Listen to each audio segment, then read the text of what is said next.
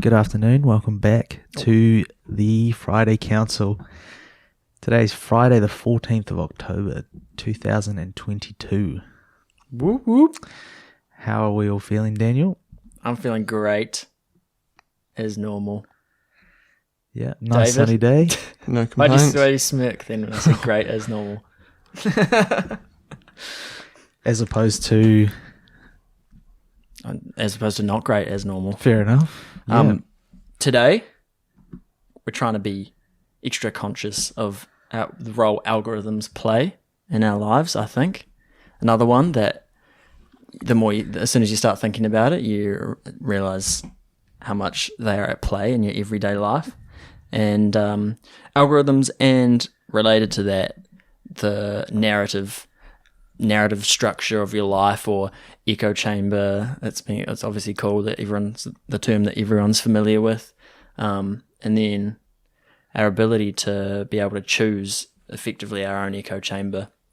Just before we started recording, you mentioned something interesting, Nev, about not being happy, and this is relatable, not being happy at your current feed of what the algorithm's given you, specifically with the YouTube, I think you're mentioning. And we've all gone through that, where it's kind of like stale, or you're like, surely, why is this being recommended to me? This is not for me. And I suppose the algorithm will correct pretty quickly, but it kept brought to mind a term like algorithmic seasons, and they change. over the time. I guess maybe I'm going through a different phase of just wanting to like look up new things, so I can't really decide what to show. But even most of the topical interests that I'm in are recommending videos that are like 4 months old to up to a couple of years, and it's like, well, why are you not showing anything like recent, or I don't know. It'll correct itself. Hopefully. It'll correct itself. Maybe there's just not much content coming out with like certain in topics. your niche, whatever you're into. Yeah. Yeah. You must be into some real weird stuff, man, if no videos are getting uploaded in that niche. Well, I feel like the conscious mind, like if something pops into your head, like first place you'd go is probably like Google or YouTube if you want to research it. Well, that's for me anyway. So maybe that's what it is. Just like mixture of adding like new things. It doesn't really know what to recommend, or into the cooking videos. What about the cooking videos? Looking up how to make cheese curds last night. Oh yeah, you're in the cheese curd niche. There's probably plenty. Yeah, maybe that's why there's not being shown to you. Possibly, it's got to be a pretty small niche. Just kind of wanted to learn how to make some poutine or something. Lovely. Yeah. David, do you like your algorithm served? Yeah, At the moment, you happy with it? mixed bag. Yeah, some days it's good. Others, it's a bit average. So. Yeah, I think it's. You mentioned research as well. Whenever you get an idea and you want to, as we all should more, use the internet to its full like capabilities and use it for learning more than we do. The algorithm that is fed to you can often be a annoying wall in trying to, if you're just generally wanting to learn more things, by definition that an algorithm's going to feed you more of the same thing, unless you can get into videos about learning, then it's going to suggest you more, but even then it's kind of a similar thing. But using algorithms to learn, algorithms being in the way of you learning is a big deal, I think, and that's part of the problem of the echo chambers that we hear all about in people's narratives. It makes you close-minded if you're not conscious of it, supposedly. Anyway, do you guys agree with that? That if you're not purposely looking for a specific thing, you're just logging on to Netflix, and the algorithm's just going to feed you more of the same thing. You're not going to expand your cinematic horizons, but that can be the same for any media that requires scrolling or endless scrolling. Yeah, I think maybe that's what is so different about like TikTok. I try not to use TikTok very much because personally don't think it's helpful or useful for the most part. But when I have been on it, like you just get the most random different things. It's almost like here's a bit of dopamine for this, or I'm trying to think of examples. So might be like a video of like some random guy doing his job, like day-to-day life, and then next thing it's like promoting like t-shirts or like fashion or something, or like it's just completely different every scroll. Yeah. That's on the main like For You part. Like if you start like following people, you'll definitely be seeing the same videos of theirs. But I guess generally, like if you're talking about YouTube or like Netflix, or if you find a topic, or if you start researching a topic, then it's more or less going to start being recommended the same things. You mentioned TikTok, and I reckon when it first came out and I was using it, I remember thinking it was like hands down the best algorithm we've ever seen. I think in terms of a social media, because one, the amount of content that was being put on it is probably unreal, like insane amounts, more than any other.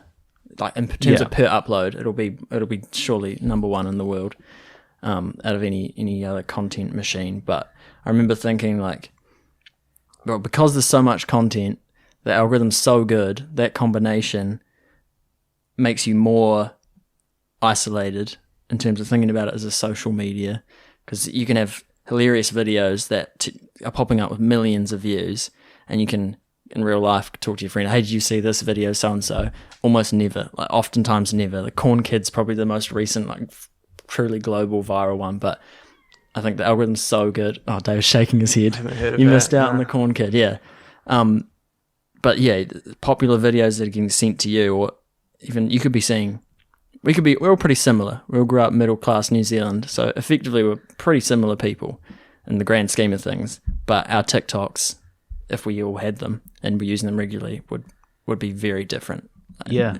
And so in that way, I think we're getting to the end of the social. We all know social media is not that social, but when there's so much content and the algorithms are so good, it worsens it. It makes it way worse, I think. I kind of disagree and agree at the same time.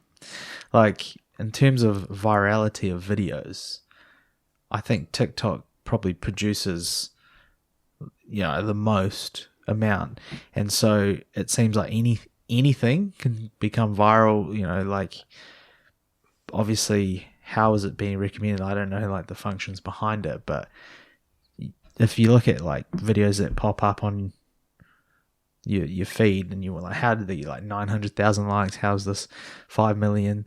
But there's so many, it's just being like reproduced like everywhere. So many people are obviously seeing it.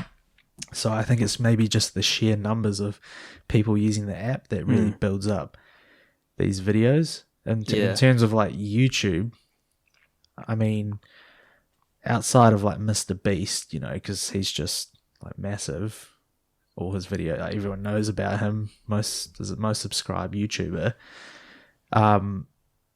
It's harder to become more viral unless it's like a specific topic, or I mean, say for example, like the slap, was it the Oscars with Will Smith? Like it takes something on a global scale for everyone to really talk about, like or on YouTube, but something like that would be shown everywhere. Yeah. Whereas TikTok, it could be the most random thing, but by just sheer numbers, people are seeing it. That's true. I would say that something like that slap had a massive head start, being that it started in a situation that was surrounded by elite people, supposedly elite possibly, people anyway. Yeah. So it had a massive kickstart, and it was basically already viral before it was. It just had to be uploaded once, and it was viral. But I mean, obviously, there's still things that do go viral that everyone can relate to. But for the most part, I would say that it's more isolating than not. Yeah. And I mean, the stuff that does go viral is always stupid and surface level anyway. It doesn't like foster any real meaningful connection between people. Yeah. Other than like spouting random. It's an interesting one. Like I think I don't use public transport drive a car, so I'm very isolated in that sense. But I do wonder if I was to catch a bus, or depending on where you are, if you're catching like a train, how many people on that vehicle, whatever it is, would be glued to their phone or to something. Probably, let's say your phone, for example, because by definition, like, you can be connected so easily, but then you're so disconnected from reality at the same time. Algorithms really like pull you in. Yeah, you're being fed. Yeah, literally almost by the algorithm. I wrote something down. I want to get you guys' thoughts on this in relation to algorithms. So what I've written was, I want to know what happens when a company or select individuals put their own opinions of what an algorithm should be showing you into the algorithm. And the example I was thinking of was like the golden days of YouTube, that seemed, the algorithm was surely more simple, more simplified, and it was more organic. I suppose whatever was popular, regardless of the content itself, they didn't have probably good vetting programs or AI to see what the content they were promoting with their own algorithm was.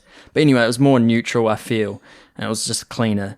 And now there's a sense that it's much more cluttered. There's a lot more corporate interests. The big businesses of like Disney's and TV stations have got in on the YouTube trend. It's obviously not going away anytime soon.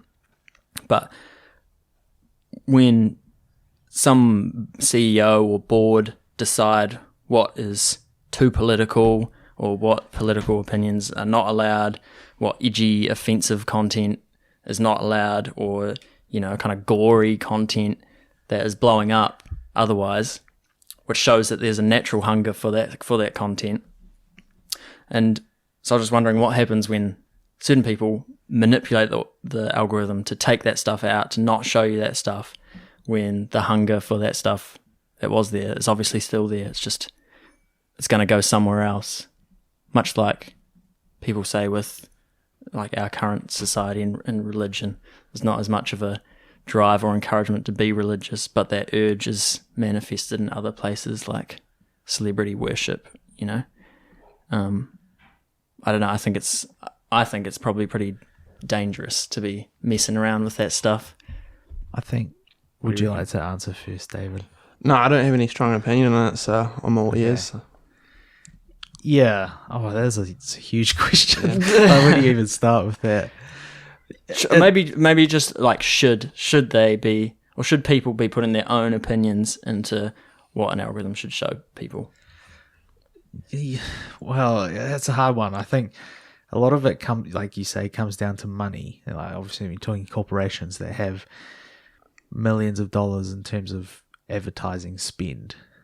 So let's say content creators, for example, how do they get paid? It's generally from the ads that get shown, or sponsorship, or what's the word, like when like you're given a product, affiliates and stuff like that. So that becomes the most influential. So obviously when you have products or advertisers that put the money in, well, then you have vested interests from like the content that's being pushed out.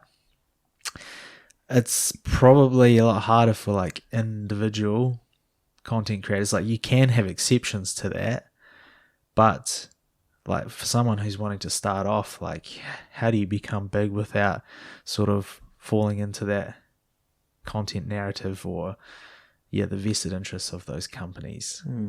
Unless you have like your own product that you can sell, or whether, say, like if you take like Andrew Tate as an example, if he's got his own courses or whatever that he's selling, well, then he doesn't need to pander to interests. Yeah. So that's why, like you see, it seems like those sort of figureheads who do it, I would argue that in their own way, are the first to get thrown under the bus in like social topics. Yeah. I suppose there's a difference as well between being just viral and making a living. I suppose more and more we associate being viral or successful online in that way with money. You assume you're making money anyway if you're viral. But I suppose people who are getting paid for their content just have a head start. There's nothing stopping you from being viral. You just obviously have to work a day job as well, where they have all day, every day to work on their... Like us doing this would probably be like an example of starting off from scratch and not having anything in the hopes that you'd build something up. With no financial backing at all. Just our own. Yeah. What do you guys reckon about, I don't know, just the role algorithms are playing on a bigger scale, the biggest scale, like the global scale, and how it's I don't know, is it making people? I feel like it's probably making the world more culturally the same. There's probably a big part to play in. Oh, but then again, everyone's getting fed such different things. But yeah, I wonder on a global scale, like politically, what role do algorithms have, do you reckon, in now or in the future? Yeah, it's a tough one. Yeah, honestly, it's open for interpretation. I think it probably can certainly create polarization. Yeah, because I think it can take you to extremes one way or the other. Yeah, so you start off somewhere in the center or whatever, and then you move one way or the other, and then you gradually get fed stuff further and further in that political direction. So, one way or the other. One way or the other. Like you mentioned before as well, that boring middle ground that seems to be a recurring theme just in your life, whether that's, you need to keep some balance between your bad habits and your good habits, or your masculine, feminine energy or whatever. But equally, if you're being in the center and you're watching centrist content, it's boring.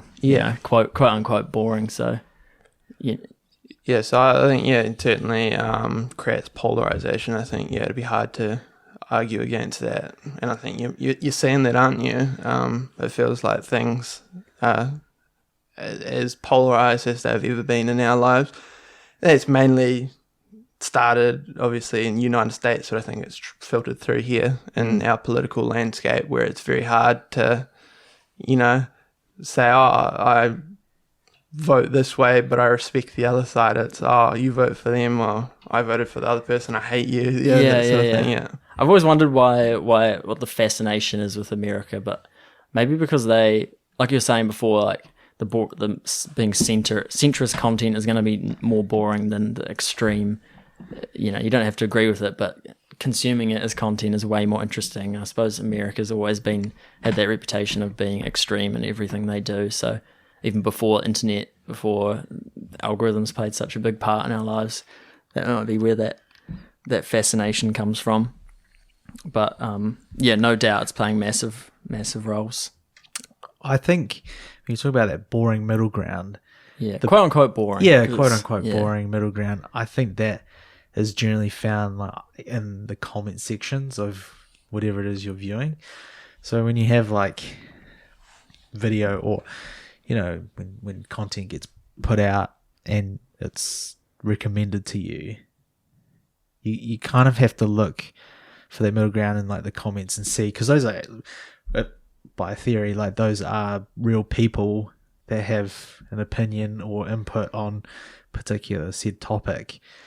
And so you might find like comments against, comments in true support, but then you might find like that middle ground, like what do people actually really think? So take, for example, like the news, or like stuff.co.nz or whatever, New Zealand Herald. Find like a lot of their topics, particularly political ones, don't offer comments, which I think is quite, in my opinion, is like detrimental. Obviously, I understand why they do it. Like, they have to, I guess, prevent abuse or, like people being rude or whatever to each other. But then it doesn't give that like battlefield of ideas to really be put out for people to like be informed themselves. So if you don't actually know what you're looking for in like an article, it's very easy to be manipulated. Especially like algorithms can easily take you in. So whether that could be like advertising, for example. It's so easy. Like people don't realize just how easy it is to be influenced, or neither do we probably to the full extent. It's pretty they're intense. much more sophisticated than our brains are. I algorithms. generally don't comment on things, but I like to often like scroll through videos, and if it's a juicy topic or a juicy, I want to say juicy, but if it's like a person of interest that has an opinion on something, it's just very interesting to see where the middle ground is, because I think that then allows you to find out, for example, like politics, coming up to an election year, like where do people actually stand? You know, it's like you've got to find that middle ground. Yeah. So I think just having like conversations with people and trying stuff that are new. Yeah, having conversations with real Yeah. people is always important. And you mentioned the like comments being disabled on any article that's is all juicy, has a bit of juice. I think that is just related to the larger problem that we can all, I'm sure see, that individuals who are saying things or making content are being blamed more and more for the actions of the bad actions of the people listening to them, or one person listening to them, and that has never really made sense. You know, people are cancelled all the time for that reason, for someone taking something they've said out of context, or literally when it's a satirical comment, or and if you think about it like that and push it to its extreme, you know, you can think essentially all of America is voting for one person or the other. So every time someone in America does something bad, using that logic, you could be like, well, this person supported Trump, so Trump's responsible. You know, if you can, like, where does it stop? That's kind of what I'm saying. Yeah, it works even in the opposite end, where if you have like a particular person respected or not, you know, someone popular, like you say, like Trump, for example, they can be even grouped by something like their fans do or their supporters do. So, like, if someone was, let's say, you know, was going to attack or rob a store in the name of like religion, or in the name of, you know, I want to say Trump, for example. It's not a good example, but then they can also be like under the pump for something that someone else has done on their behalf. Yeah. It's like terrorists bombing a building and being like, they all like chocolates, ban chocolates, chocolate's fault. Yeah. It's it goes both ways. Sorry, that was really bad articulated. I just couldn't form what I was trying to say. I got what you're talking about.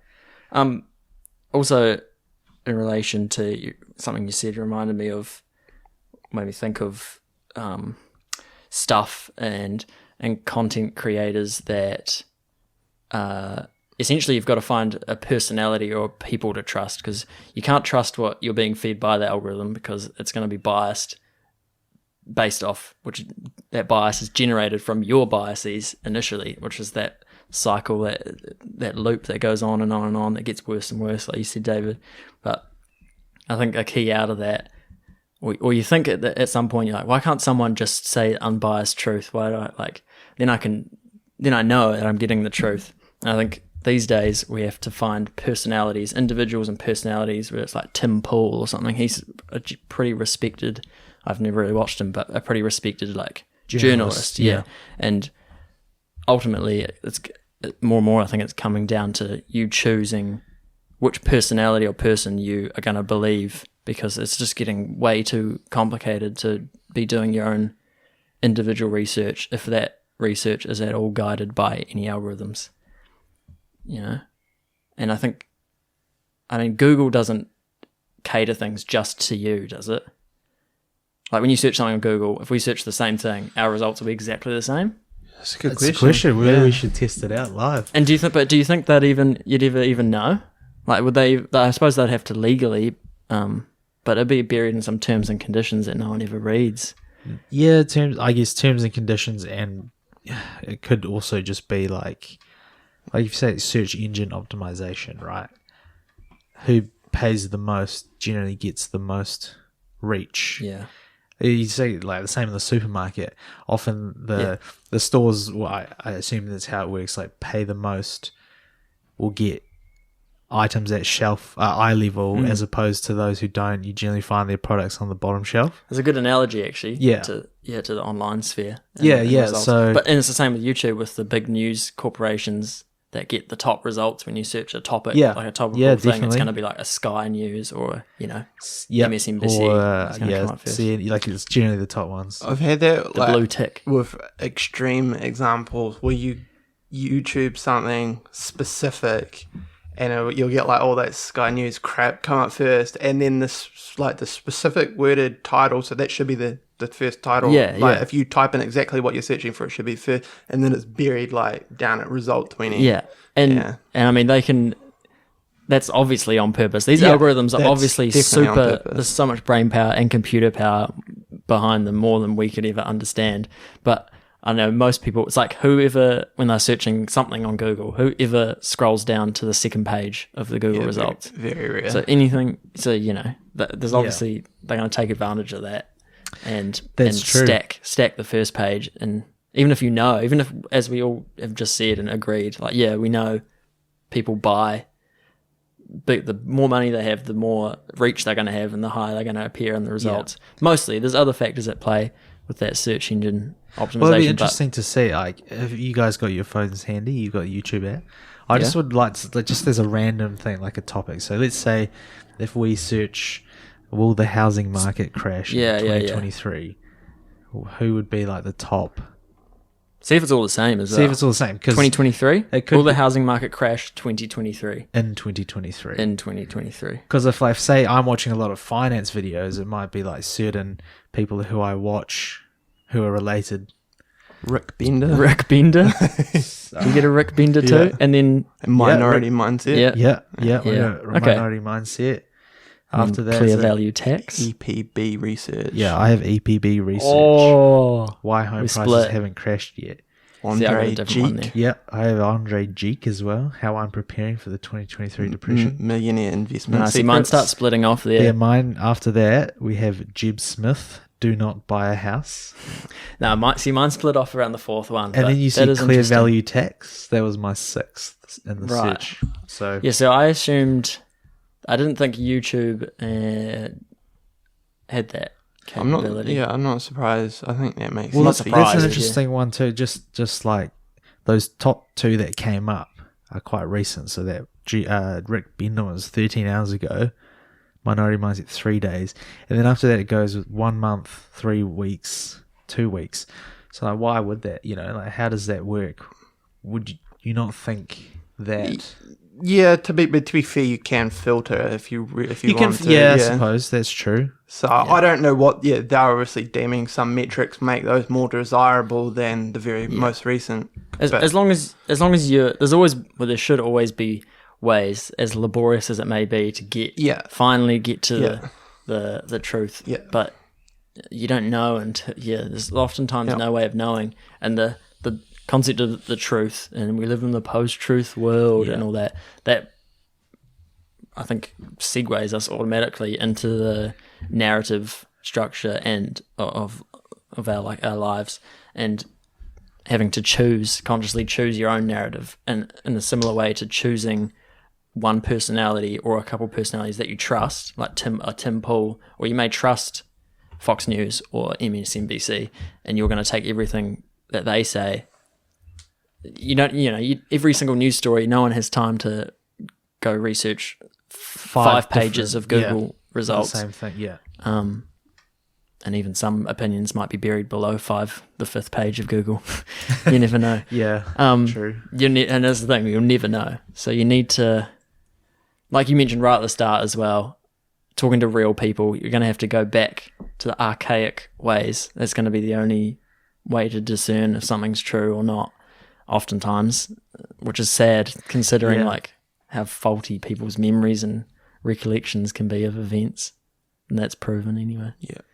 I wrote a question down, which I don't know if maybe I'll just ask anyway, but my question was, how much of an algorithm is doctored or is just genuine social engineering? What do you mean by doctored then? So when I say doctored, I mean like how much of it would be, let's say like a developer or something particularly putting something in the algorithm, or is it just sheer number of people seeing, like, does it switch over after a while, or I don't know if that makes sense. Yeah, I get it, but I have no clue. Well, the other thing that reminds me of as well is like the procedurally generated video games that, like No Man's Sky, where the people who make the algorithm that makes the game they can't predict anything that's going to happen. It's always random, and that's the whole point of it.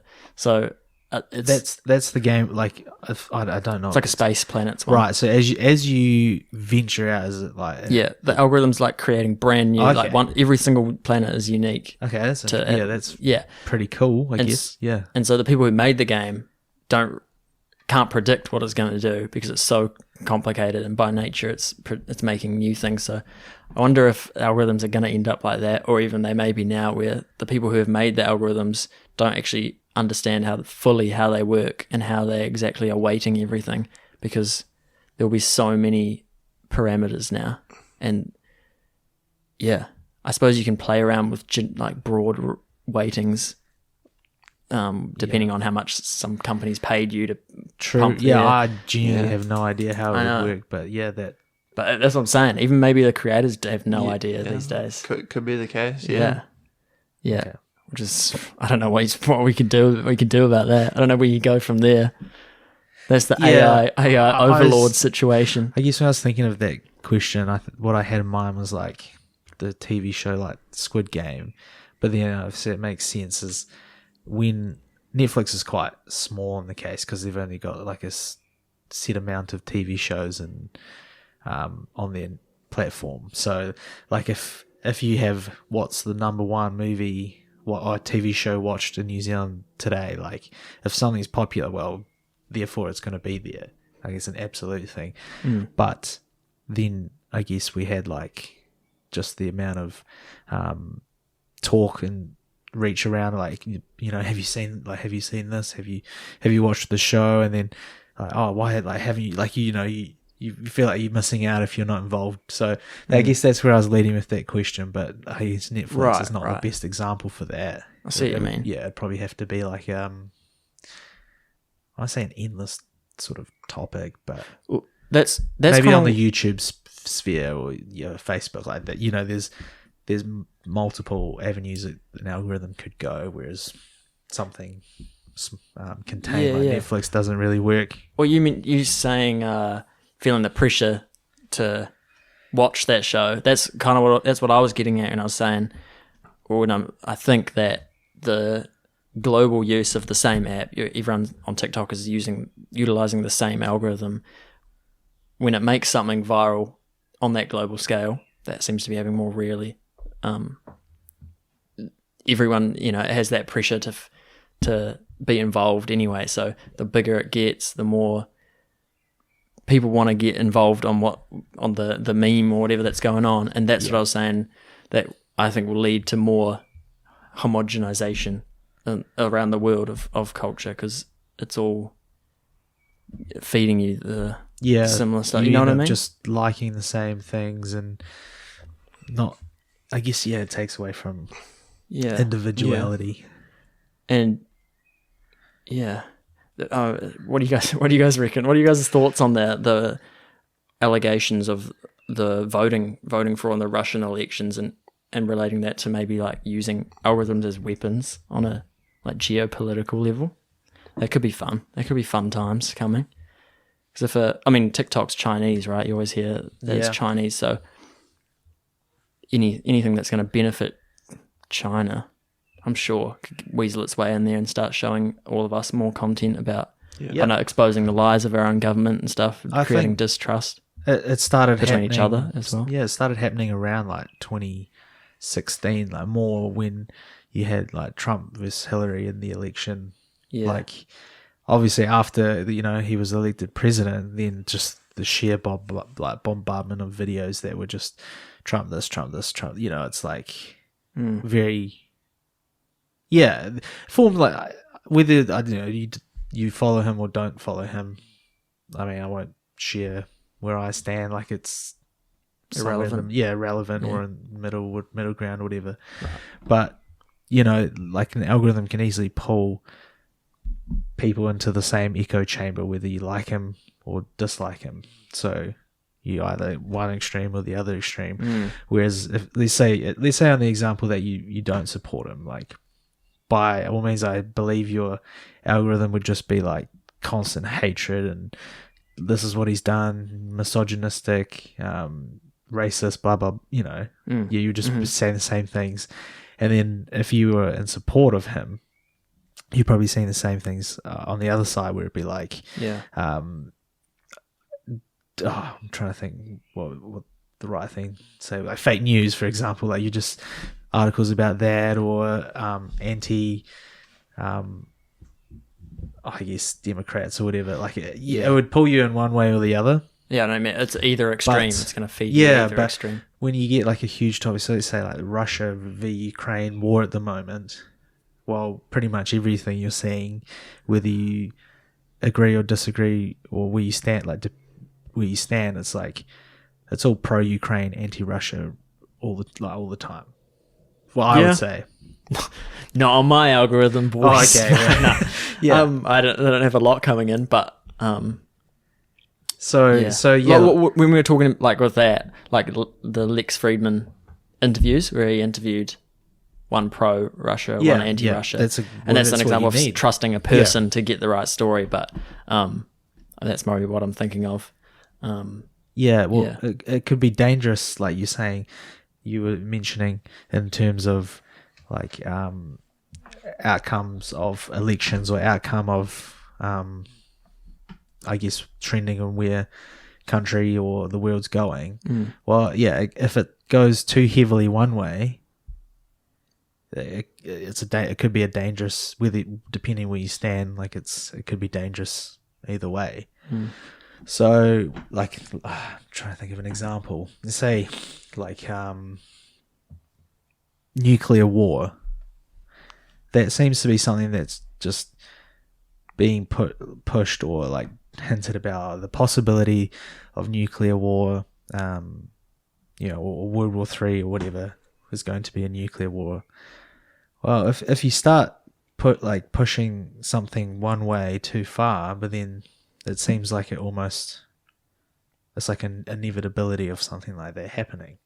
Right, so you end up manifesting. Yeah, you end up manifesting. So if it's in the wrong hand, like an algorithm gets put in the wrong hands, then you're probably doomed regardless. That's I agree with it as well. The conspiracy thinking, where with the use of algorithms, putting things into people's minds and showing and having that right in front of their face is more likely to make it happen, I think, oftentimes, and that's where it can also be used by whoever that may be. Yeah. But and when there's the algorithms, so many people are using such a global reach.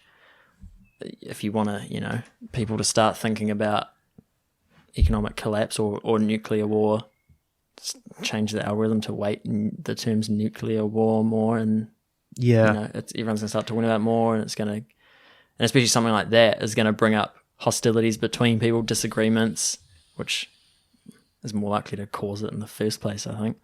I think it just all comes back to, well, it doesn't all come back to, but one way to think about it, being that algorithms are so beyond our brains, and possibly even the brains of the people making them, is to really take initiative in your own life to get ahead of the algorithm. And it's essentially a shadow work, reflection of your personality, essentially. So it's always juicy when you're at someone's place and they bring up their YouTube to search a video, but you see all their recommended, and it's a real clear insight into the kind of person they are, I think. And that might be a good method of checking yourself and your own algorithm, if you're comfortable to show it to your close friends and family, to show them what is being recommended to you, because it's very personal a lot of the time, and a lot of embarrassment, I think, people would find. Not for me. I'd be I wouldn't feel embarrassed if someone neither, but just pop up my stream like, well, yes, that's just what I watch or what I'm into. Yeah. But I guess it'd be like a question: can you tailor your algorithm? Because say like by extension, it's an extension of yourself. Yeah, it's like a reflection. It's like a reflection of yourself, but then obviously some of it can be like, I don't say manipulated, but if I started searching up videos of how can I improve myself, should I like what time should I wake up, when should I go to bed, how much sunlight do you need, just things like improvement stuff. Yeah. Well, like it can be used towards your advantage. Yeah. But if you're just using like, I don't know, celebrities, like you said, celebrity worship or whatever, Yeah. then you're not helping yourself. You're kind of feeding your own algorithm. Yes. Down the wrong hole. That's where I think the embarrassment can come from, because it can reflect your bad habits. When you're looking at like, I don't know. This is not me, disclaimer, but if you're looking at twerking videos, like every now and again, mixed in with Jordan Peterson videos, right, it's going to suggest both still. Yeah. And so, imagine like that coming up. Yeah. Twerking's probably not even that embarrassing. There's more. I'd be more embarrassed about cringe. Get what you mean. Yeah, you know. Saying, yeah. So I think that's where the embarrassment can come from, because it's a reflection of your worst habits often. Yeah. Yeah. But yeah, getting in front of that, I don't know. I've never done it consciously, but I'm pretty. Is anyone going to be? I mean, you said you were kind of unhappy with your algorithm, but is anyone really truly unhappy with the algorithm, being that it's just a reflection of what they are consuming anyway, or interests anyway? Yes and no. I think personally, I'm just trying to look at it from like a third person perspective of myself. Maybe there was a time where I'd be just watching like the same, I don't know, 5 to 10 like channels or content creators or whatever. So it would just seem like, okay, I'm just, there's always something new coming out related to what I want. If you start looking up different topics, so I say at the moment I've just started looking at like cooking videos because wanting to learn how to cook a few things. So then you get like a mixture of random things. Or now, for example, like I was doing research on a laptop, like this laptop that I bought. Now it's like a mixture of tech reviews of things that I'm not interested in, and anymore. It's like, so it's like served its purpose. It served its purpose, but it's still kind of like lingering in the background. And so I'm going on holiday next month, so I start looking up like about planes or what to do in a specific city. So it's like now I'm getting recommended what to do in another city that I'm not actually going to, but is in the same country. So it's like that's got to just be an inefficiency of the algorithm. Possibly that's what it is. So maybe it's just after maybe a specific amount of time, like if you just started watching the same 3 creators, then it might start filtering it back into something of more close interests. But from my perspective, it seems like it's just going everywhere, can't make up its mind. That's a good point though, because there is going to be, it's probably important to be conscious of that lag and the change of your algorithm, and you're going to have to inevitably effectively grind for however long that lag takes to catch up and start replacing it with, and you're going to have to be real strict on yourself, because I know how algorithms work. If you go back to something that's showing up because of that drag again, it basically resets it. It thinks you still want to see that stuff. I also just want to say as a disclaimer, it might sound like we just sit around and watch YouTube and TikTok all day, but we do actually have lives outside and we do spend time I watch a lot of YouTube, way too much. But yeah, from the algorithm perspective, that's where we're coming from. Yeah. Where else may algorithms be hiding in our lives? It's basically any internet app that feeds you automatically information that you don't actively I think get. A good example of one, particularly around like shopping, like marketing and advertising around like shopping. We don't have Amazon here. Well, I mean, like we do, but nothing to the extent of the US. But I remember seeing like people talking about saying that Amazon would recommend things like you want before you even know you want it yourself. So it actually knows you more than you know yourself. Yeah. And so if an algorithm is super intrusive, or, like today I was just looking at t-shirts, whatever, for a website. So I added one to my cart, and then later on in the day, hey, you might have missed something. It's trying to push it back and then recommend you new things. So it's like, I think shopping's a very good example. Yeah, of a benefit of an algorithm, because it's usually painted, and we've painted benefit and a negative, because in terms of like shops or whatever, businesses, they're obviously trying to push you to buy, and if you're not wanting to buy, then that's true. It could look, it goes both ways. But it does go both ways, and I mean, we've painted it in the boring middle ground. Yeah, the boring middle ground, exactly. Yeah, that we've painted it in a pretty bad light, like algorithms, and they kind of get that cynical, like, oh, they're ruining the world, politicizing everything, dividing everyone. But that is one way where they are helping us. If it's a product you need, I mean, essentially it comes back down to your own self-control and staying conscious online, which oftentimes the scrolling apps are not designed to make you do. And there's always advertising in between all of those. But any other ways we can get something positive out of these algorithms? Other than entertainment, obviously very entertaining, which is the whole point. So entertainment, you can. Well, they know you better than you know yourself often, or they show you things that you don't recognize about yourself. Yeah, so that can be beneficial. So I think I'd say that you just have to, I guess, yourself learn how to take the good and discard the bad, something like that. Yeah. I mean, there's actually I have a meme saved. I have a meme saved that I want to read, because I think it sums it up perfectly, and it made me think of appreciating the algorithms in a whole new way. So this is the meme setup. On one side, you've got the trad wife, not Chad wife, trad, traditional wife picture. Cool. And on the right side, you've got an Instagram logo with many octopus hands coming out of it, kind of like this omnipotent kind of cyborg being. On the left, the trad wife says, "Thank you for ruining my life," looking at the Instagram octopus thing. And the Instagram octopus thing says, "I'm literally an algorithm designed to maintain your attention by learning from your behavior and mirroring back that which, consciously or not, captivates you in the social worlds through which you move. I am literally one of the most fascinating tools for collective and personal shadow work ever created. That is, only if you can learn to recognize that you aren't disturbed by social media, you're disturbed by your own reflection." Sums it up, I think. And so looking... I agree with that. Yeah. So looking at them as a fascinating tool for shadow work, which is a pretty airy-fairy spiritual term, but I mean, what's a more scientific word for the shadow work? I know what you mean. Everyone knows what you mean. Yeah. It's like your bad habits, essentially. What do you call it?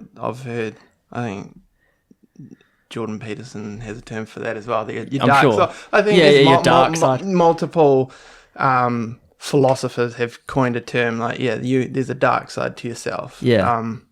And you sort of got to, I don't know what, harness that. Shadow work. Yeah. Do the work. Yeah. If you're not happy with... That's why I think we're maybe quite content.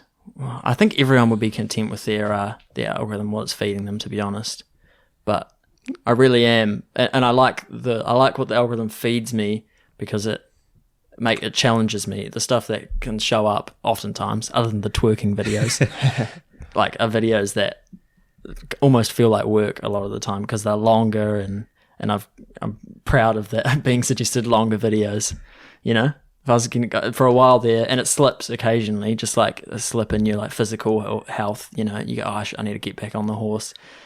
And it's a thing that has to be maintained because the algorithm's so responsive. But for a while there, like getting the video length started shortening down, and I was obviously just using it to jack off my time. Yeah, and it's so basically it was suggesting 60-second videos. Yeah. Which is obviously what that means. So. It's like the dopamine, Yeah. Get more. Yeah.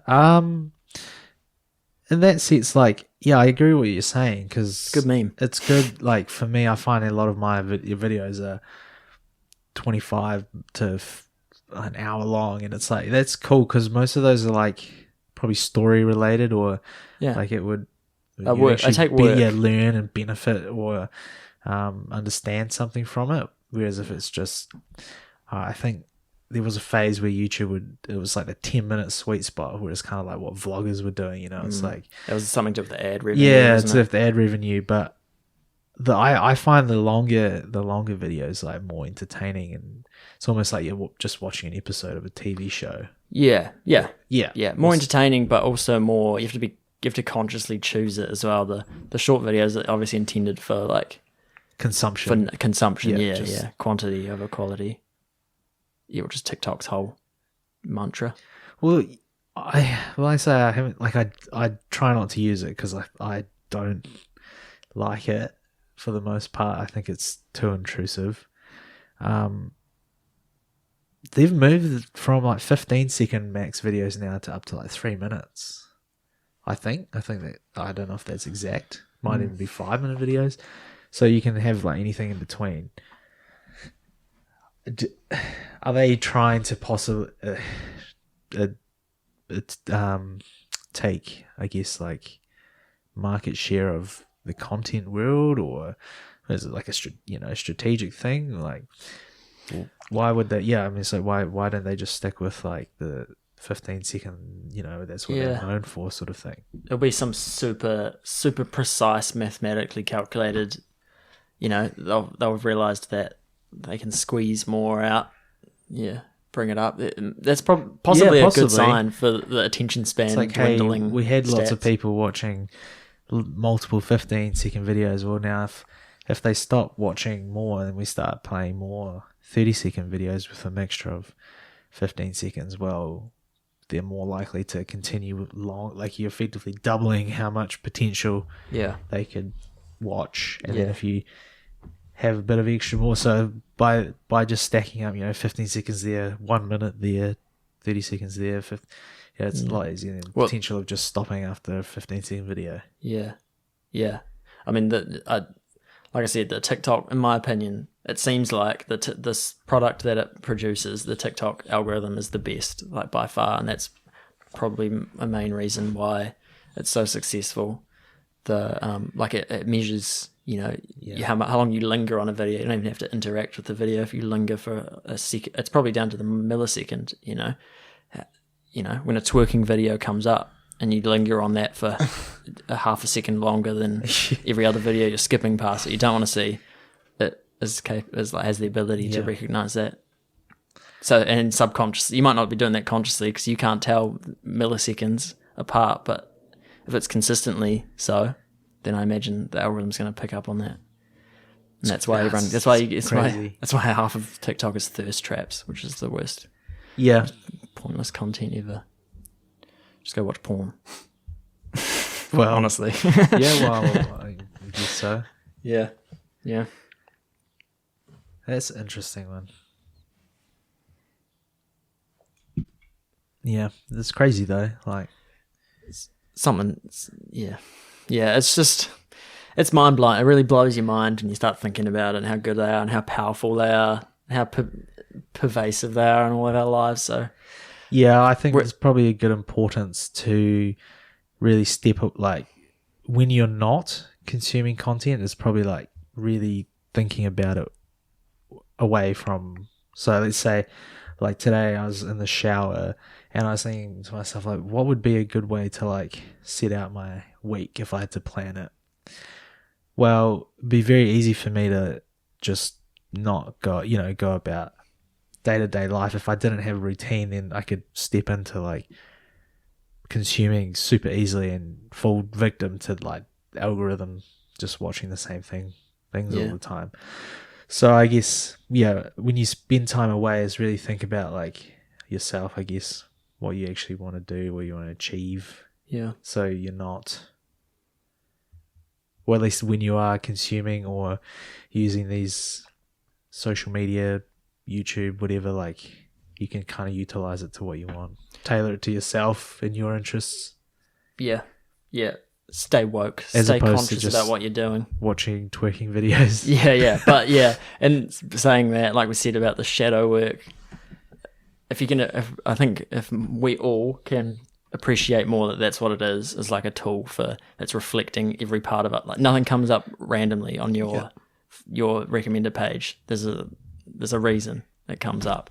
Yeah. And something like the corn kid is just so generic that it's going to come up anyway. But Yeah, I mean, but you dodged it. So yeah, Well, you I must have don't a know, very yeah. good. What is it?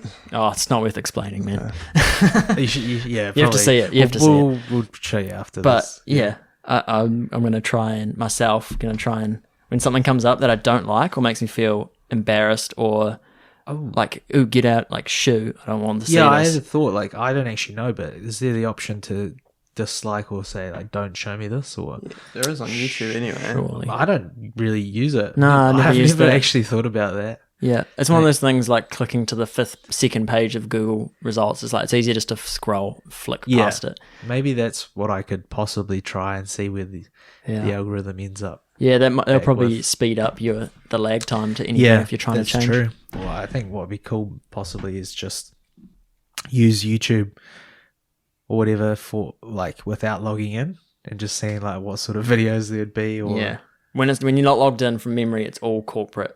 Yeah, Okay. like music Yeah. videos Yeah, and stuff. Like, yeah. True. I like remember. Or it would always be like Vivo. Yeah, that's Like, what I was yeah, thinking, yeah, like like, music yeah, videos. Vivo. It's like music capitalism. Yeah. When you're not signed in your own personal account, you automatically assumed to be like some capitalism sweet dream robot. Yeah. You're an NPC. Yeah, you're an NPC basically. Yeah, just consume the most popular thing, or the biggest corporate things. Yeah. But yeah, okay, Yeah, I think maybe we should just wrap it up there. that's good. That's good. Been fun. I'm gonna tackle my algorithm, my feed with a new way of thinking now. Yeah, well, Yeah. that's us wrapped up. Another episode 9. Episode 9. Thanks for joining us. Peace and, out. we'll see you for episode 10. We're in double digits next week. Peace Deuces out. for double digits. Have a good week, everybody. Bye. Peace.